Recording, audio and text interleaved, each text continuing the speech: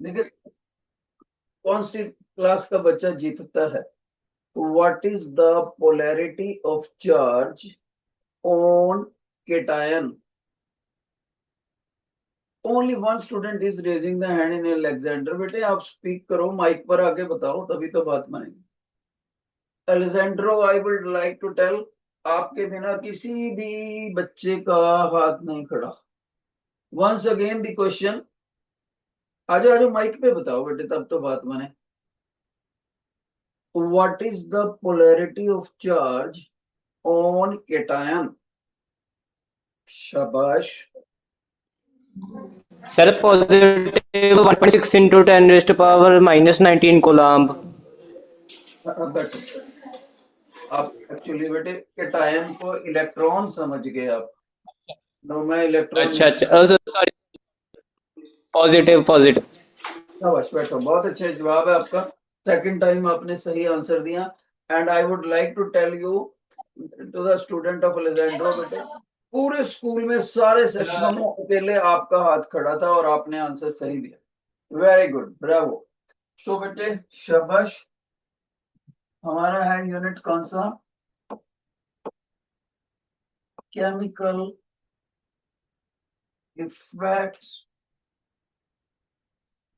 Of electric current. Electric current. तो बेटे इस यूनिट को समझने के लिए हमें डिफरेंट आर्टिकल्स लेने पड़ते हैं। तो आज मैं आपको टॉपिक वाइज समझाता हूँ। Everybody please be attentive. Look here, what the teacher has written in the center of the board: electric current.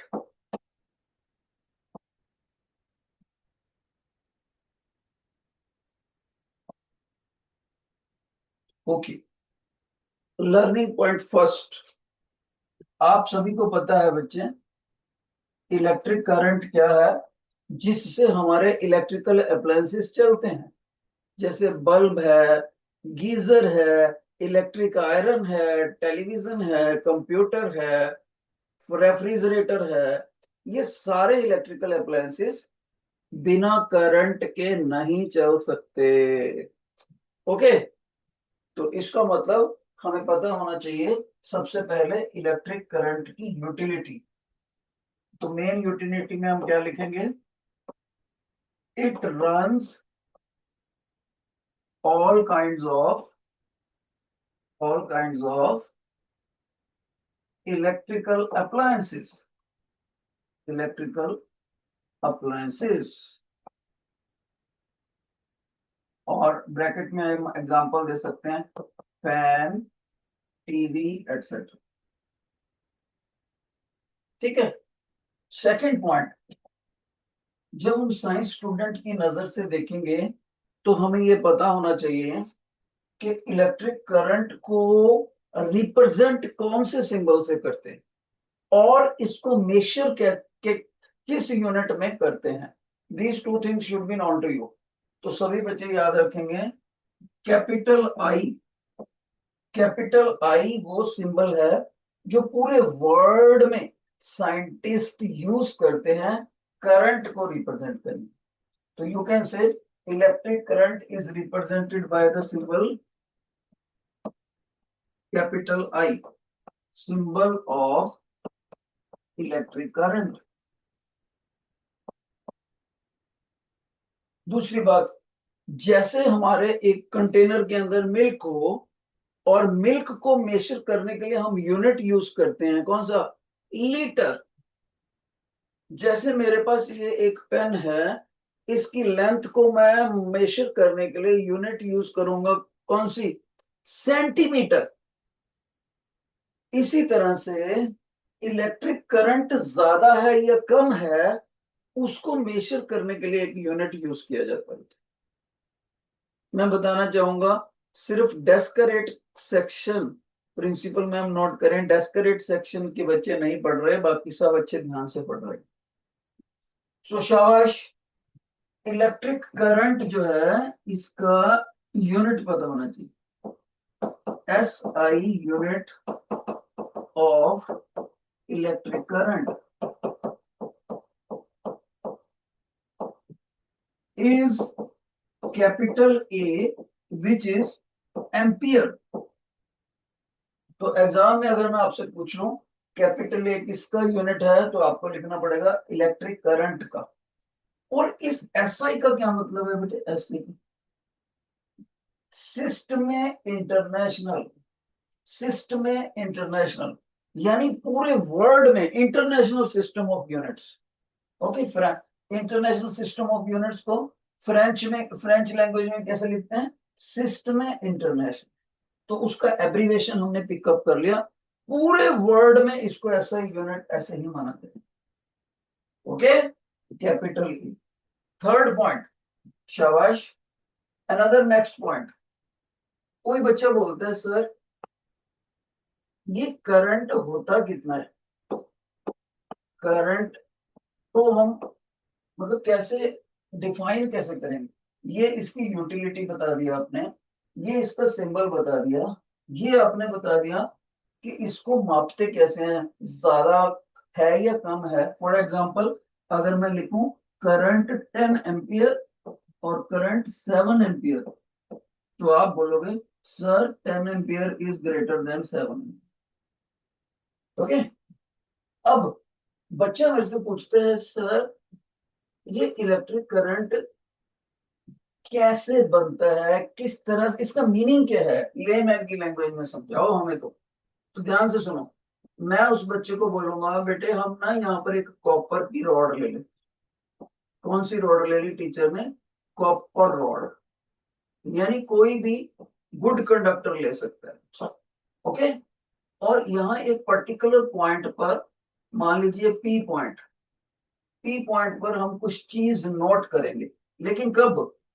जब इस कॉपर की रॉड से नीचे बैटरी कनेक्ट कर देंगे। This is known as battery. Longer side is positive, smaller side is negative. जैसे ही इस बैटरी को ऑन कर दिया गया, बैटरी इज ऑन। ध्यान से सुना, आप टीचर क्या बोलने लगे। सभी बच्चों को करंट समझ आएगा। अमर्सन स्टूडेंट्स प्लीज बी अटेंटिव। तो पी पॉइंट से कितना चार्ज निकल गया? कौन सी चीज बोल रहे हैं teacher? Charge. Okay, P point से, एक पर्टिकुलर पॉइंट से बैटरी कनेक्ट करने से कॉपर की रॉड के पर्टिकुलर पॉइंट से कितना चार्ज फ्लो कर गया, और उसको फ्लो करने में टाइम कितना लग गया। दोनों चीजें नोट कर लो, चार्ज कितना फ्लो कर गया and how much is the time taken. और अगर ये दोनों चीजें हमें पता लग जाए तो इनको आपस में डिवाइड कर दो, तो हमारे पास करंट आ जाए। ठीक है, तो इसका मतलब बच्चा बोलेगा सर दैट मीन्स करंट को कैलकुलेट करने के लिए मेरे को देखना पड़ेगा how much is the charge phloem through a particular point, और उसके लिए how much time is taken, flow करने के लिए टाइम कितना गुजर गया। यानी समझदार बच्चा इस फार्मूले को याद कर लेगा, electric current is equal to charge upon time. अब यहां पर एक इंटेलिजेंट बच्चा जरूर पूछेगा टीचर से सर टाइम तो हमें पता है, ये क्या लिख दिया आपने चार्ज, व्हाट इज दिस? हमें तो पता ही नहीं है चार्ज क्या होता है। तब इस क्वेश्चन का आंसर सुनो, टीचर बोलेगा बेटे चार्ज को ऐसे डिफाइन किया जाता है, charge is the constituent of electricity. Constituent का मीनिंग क्या होता है? बनाने वाले, कंस्टिट्यूएंट ऑफ इलेक्ट्रिसिटी। अब बच्चा बोलेगा सर बिजली को बनाने वाला कण, तो फिर करंट क्या है? करंट भी तो आपने वहां भी चार्ज लिखा है, तो क्या करंट नहीं बिजली बनाता? तो दोनों में फर्क क्या हुआ सर? चार्ज में और करंट में फर्क क्या हुआ? एक तरफ आप कह रहे हो करंट इलेक्ट्रिकल अप्लायंसेस को चलाता है, इलेक्ट्रिक करंट, इट का मतलब इलेक्ट्रिक करंट। दूसरी तरफ आप बोलते हो कि चार्ज वो पार्टिकल है जो इलेक्ट्रिसिटी को बनाता है। तो हमें तो ये दोनों बातें एक ही लगती हैं, लेकिन यहां पर टीचर क्लियर करेगा बेटे, चार्ज जो है ना, चार्ज वो एक जगह पर खड़ा भी हो सकता है और फ्लो भी कर सकता है। Charge can be at rest और इट कैन फ्लो। तो करंट तभी बोला जाएगा जब चार्ज फ्लो करेगा। Okay, flowing charge can constitute the current, rested charge can not constitute the current. याद रखना ये बात। कोई बच्चा टीचर से पूछता है सर मैं करंट और चार्ज में कंफ्यूज हो गया, तो टीचर बोलेगा बेटे ये देखो, current is equal, current comes into picture, current comes into picture only when charge flows, charge flows। साथ में टीचर लिख रहा है rested charge can not be, rested charge is not equal to current. देखो टीचर ने क्या लिखा, equal लिख के उसको काट दिया, इसको बोलते हैं नॉट इक्वल। अगर कोई चार्ज एक जगह पर रुका हुआ है, फ्लो नहीं करता, तब हम उसको इलेक्ट्रिक करंट नहीं बोलेंगे। एक बच्चे ने मेरे से पूछा था लास्ट ईयर कि सर मेरी किताब में इलेक्ट्रिक करंट नहीं लिखा हुआ था, अकेला करंट लिखा हुआ था, तो क्या उसका मीनिंग वही है? यस, शॉर्ट में हम इलेक्ट्रिक करंट को अकेला करंट भी लिखते हैं। अब इसका मेमोरी टूल सुनो बच्चे। करंट का इंग्लिश से हिंदी मीनिंग क्या होता है? धारा, नदिया की धारा। Current of the river is flowing. तो धारा हमेशा बहती है।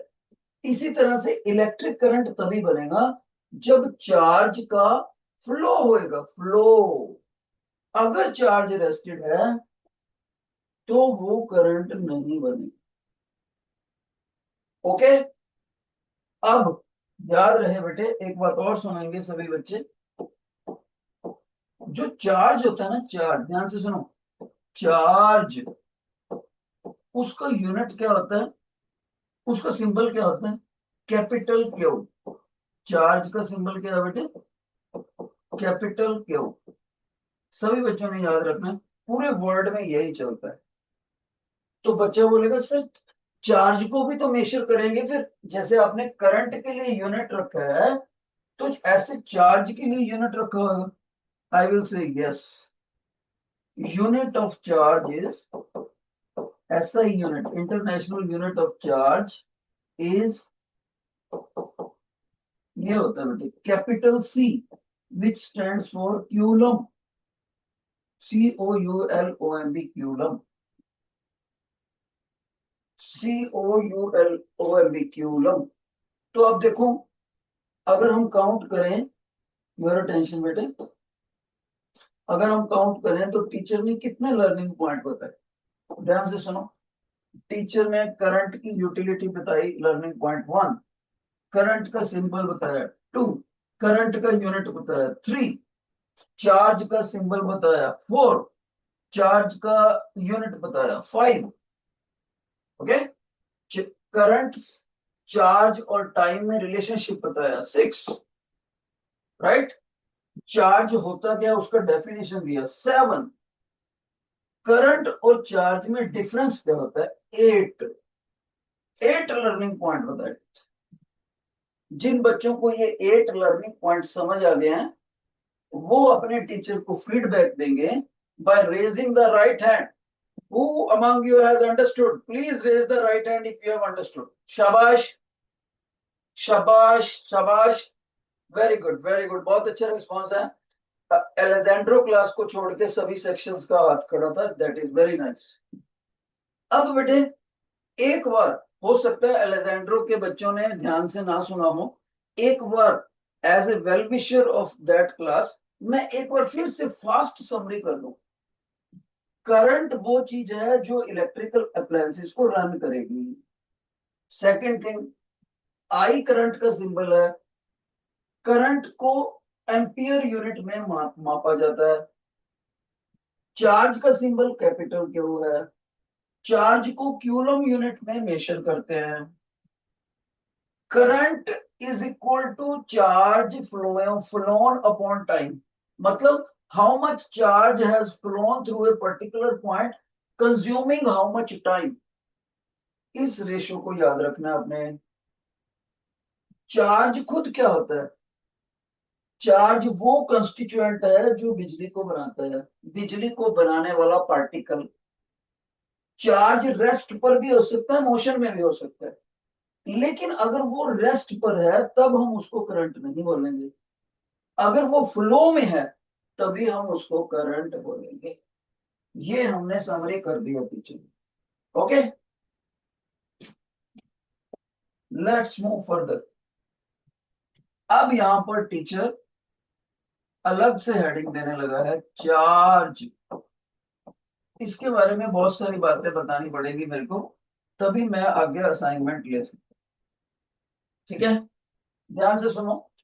इसके बारे में टीचर ये बता चुका है, इसका सिंबल क्यू है, ये भी बता चुका है, इसको क्यूलम्स में मेजर करते हैं। राइट, ये इसका सिंबल बताया बेटे, और ये इसका यूनिट बताया, इंटरनेशनल यूनिट।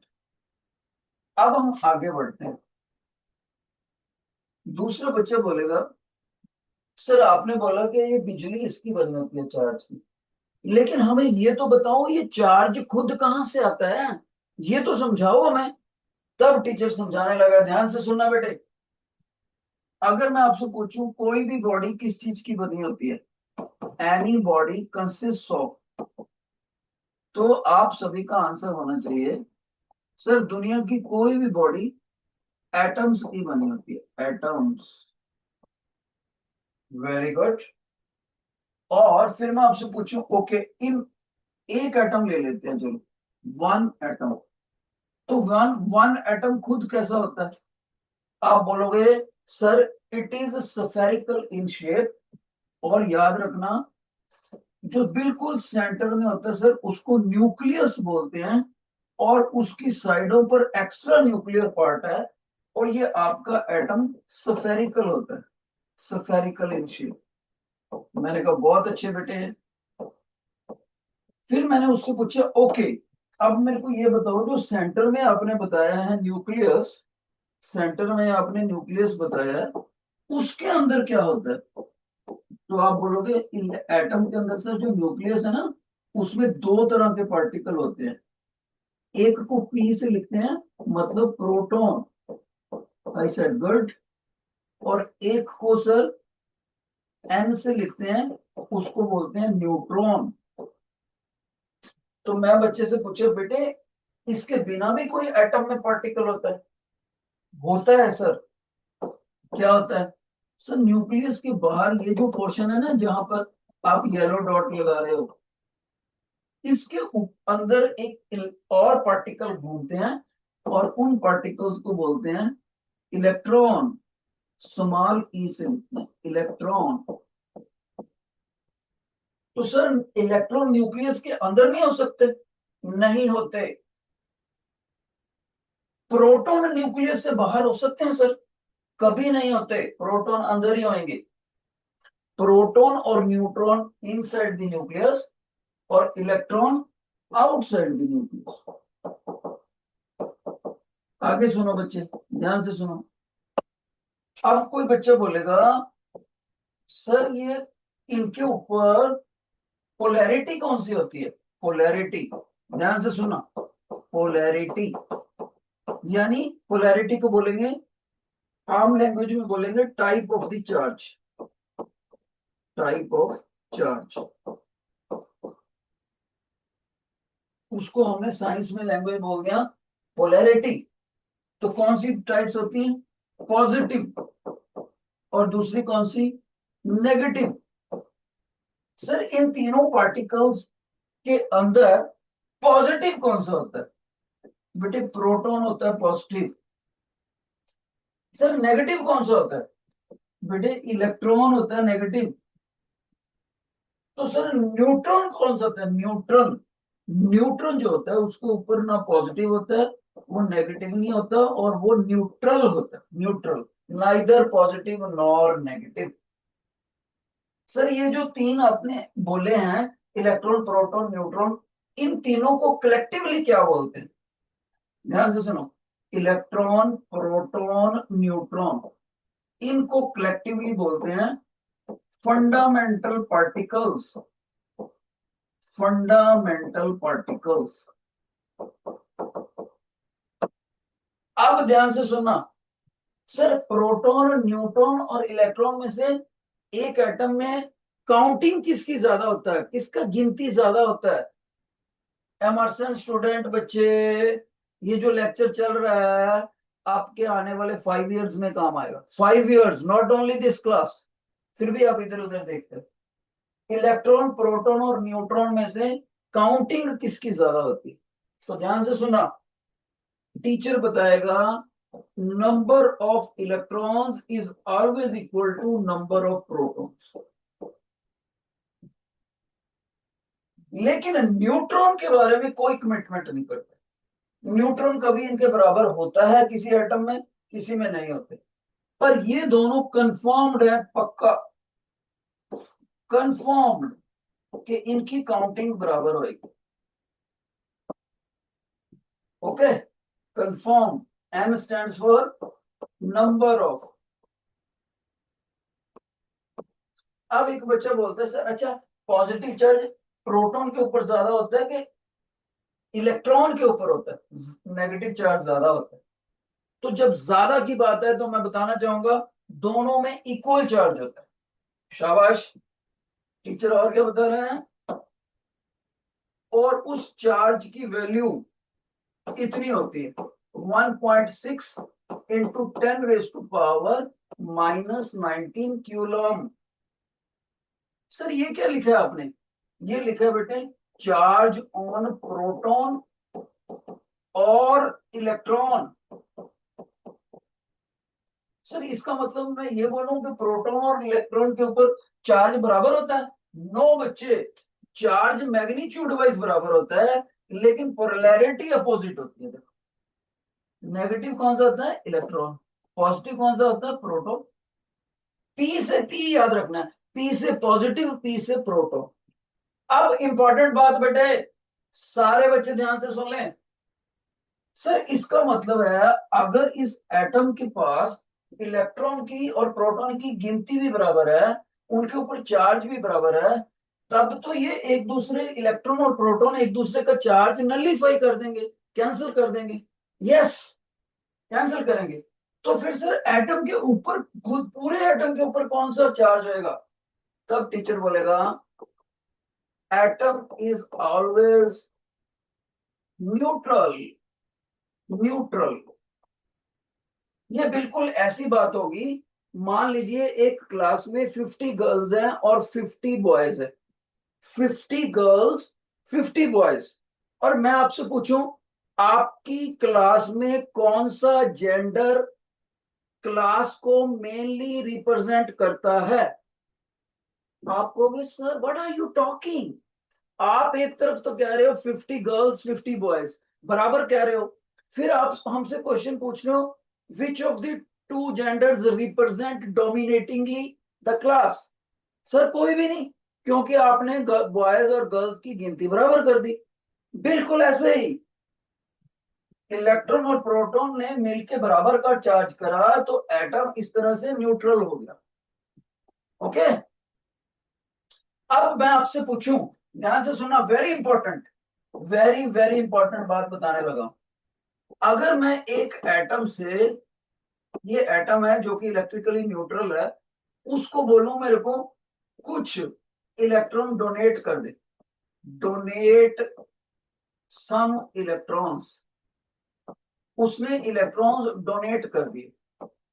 ओके, कुछ, सारे इलेक्ट्रॉन्स में से कुछ इलेक्ट्रॉन डोनेट कर दिए, तो मैं बोलूंगा कि जो बाकी की चीज बच गई, डोनेट करने के बाद, दान करने के बाद, किसी और को इलेक्ट्रॉन देने के बाद बची हुई चीज के ऊपर कौन सा चार्ज रहेगा? आप कहोगे सर देखो पहले चार्ज बराबर था ना, तभी एटम न्यूट्रल था, तो आपने इलेक्ट्रॉन की मदद से नेगेटिव चार्ज को बाहर निकाल दिया कुछ पोर्शन तक, तो नेगेटिव कम हो गया। पॉजिटिव डोमिनेट हो गया। बिल्कुल वैसे ही जैसे एक क्लास में I would like to report the principal that immersion students are playing in the class. Playing, वो अटेंड तो क्लास को क्या करना, खेल रहे हैं बच्चे। प्लीज प्रिंसिपल मैम इस बात की तरफ ख्याल ध्यान दें। तो क्या हो गया बेटे, ये बिल्कुल ऐसी बात होगी अगर 100 स्टूडेंट्स हैं, 50 बॉयज 50 गर्ल्स, उनमें से 10 बॉयज को निकाल दिए, 10 बॉयज को। अब क्लास में डोमिनेटिंग कौन है? अब गर्ल्स। ओके, बॉयज की गिनती कम होगी, 10 बॉयज आउट करे तो 40 बॉयज हो गए और 50 गर्ल्स होगी। तो which gender is dominatingly present in the class? Girls, female gender, feminine. इसी तरह से इलेक्ट्रॉन्स जब कम हो गए तो बाकी जो चीज बचेगी वो नेगेटिव, इलेक्ट्रॉन कम हो गया, वो पॉजिटिवली चार्ज बचेगी, ओवरऑल पॉजिटिवली चार्ज पार्टिकल बनेगा। एक न्यूट्रल एटम में जिसमें कि पॉजिटिव और नेगेटिव चार्ज बराबर था, उसमें से इलेक्ट्रॉन को बाहर निकाल दिया, कुछ पोर्शन बाहर निकाल दिया, तो ओवरऑल पॉजिटिव चार्ज डोमिनेट कर गया। इस पॉजिटिव चार्ज पार्टिकल को हम साइंस की लैंग्वेज में क्या बोलते हैं? केटायन। देखो टीचर स्पेलिंग कैसे लिखने लगा है केटायन, CATION,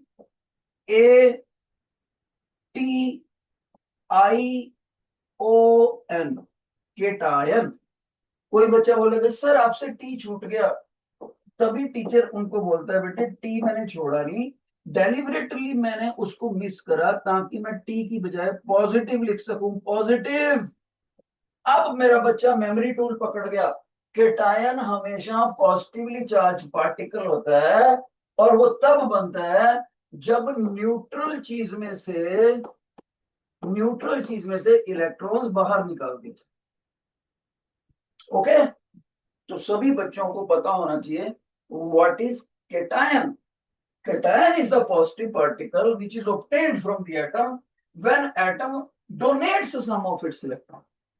तो एक बच्चा मेरे को बोलता है सर क्या ये एटम इलेक्ट्रॉन्स को ले नहीं सकता? यस, वो एक अलग बात है, उसके लिए हम यहाँ कुछ लिखते हैं, स्पेस बना लेते हैं। अगर किसी एटम को हम क्या करें बेटे, इलेक्ट्रॉन दे दें, देखो ये एटम और उसने एडिशनल इलेक्ट्रॉन एक्सेप्ट कर लिया, इलेक्ट्रॉन गिवन टू एटम, वहां क्या था, इलेक्ट्रॉन डोनेटेड बाय एटम था। अब जो चीज बनेगी डोनेट करने के बाद, जो चीज बनेगी वो क्या, कौन कौन सी होगी? सर वो नेगेटिवली चार्ज होगी। क्यों? सर ये तो बिल्कुल ऐसी बात होगी, एक क्लास में 50 बॉयज है, 50 गर्ल्स हैं, और बाद में 5 गर्ल्स और आ गई।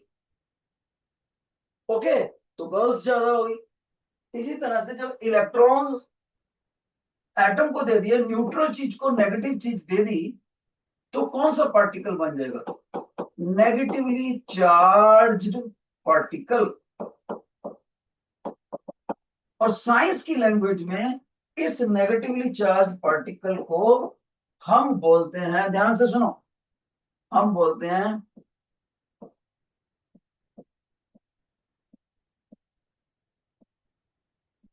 Anion. Negatively charge particle. Sir आपने एन इतना बड़ा कैपिटल क्यों लिख दिया? ताकि मैं अपने बच्चे को मेमोरी टूल दे सकूं कि एन का मतलब यहां पोलैरिटी कौन सी है, नेगेटिव। मेमोरी टूल, एनायन के आखिर में एन पड़ता है, वो नेगेटिव होते हैं, और कैटायन Excuse, टी को टीचर ने पॉजिटिव बना दिया, टी को। Sir, time is going to over actually. Assignment को हम नेक्स्ट टाइम करेंगे, आप अपनी तरफ से करना है एक बार इसको। ओके मैडम, मेरे को 2 मिनट मिल सकते हैं सिर्फ, I need only 2 minutes. Last 2 minutes मैं ले रहा हूं बच्चे, बस ध्यान से सुनो। अभी टीचर ने आपको कैटायन और एनायन क्लियर करा, ध्यान से सुनो। जब उसके बाद मैं 2 मिनट ले रहा हूं बस। अब मैं अपने बच्चों को बोलूं, बेटे ध्यान से सुना, कि बेटे मैंने ना 2 रॉड्स ले ली, 2 रॉड्स, ओके।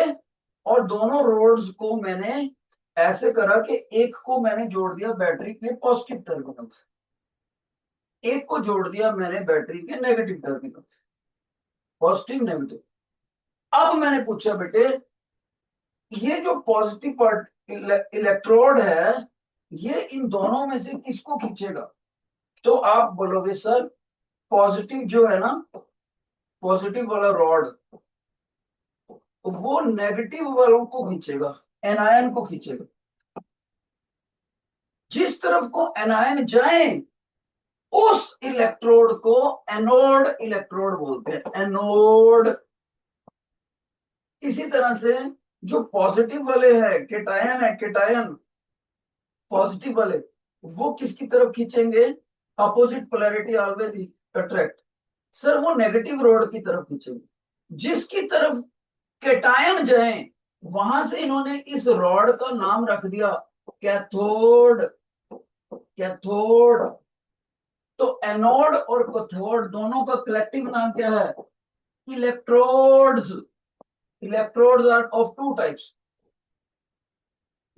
तो यहां से बच्चा ध्यान से सुनो, बच्चा बोलेगा ओके सर केटायन खुद पॉजिटिव है, जिस इलेक्ट्रोड की तरफ जाएंगे वो कैथोड नेगेटिव है। यस, एनायन खुद तो नेगेटिव है, एनायन एनायन खुद तो नेगेटिव है, लेकिन जिस इलेक्ट्रोड की तरफ वो अट्रैक्ट करेगा उस इलेक्ट्रोड को एनोड बोलेंगे, क्योंकि अपोजिट चार्ज अट्रैक्टेड। यस, अब सही समझ। अब लास्ट में जिनको समझ आ गया raise your hand, let's wind up the lecture. Raise your hand if you have understood. Okay बेटे, आज हम यहीं तक लेंगे, असाइनमेंट करेंगे नेक्स्ट टाइम।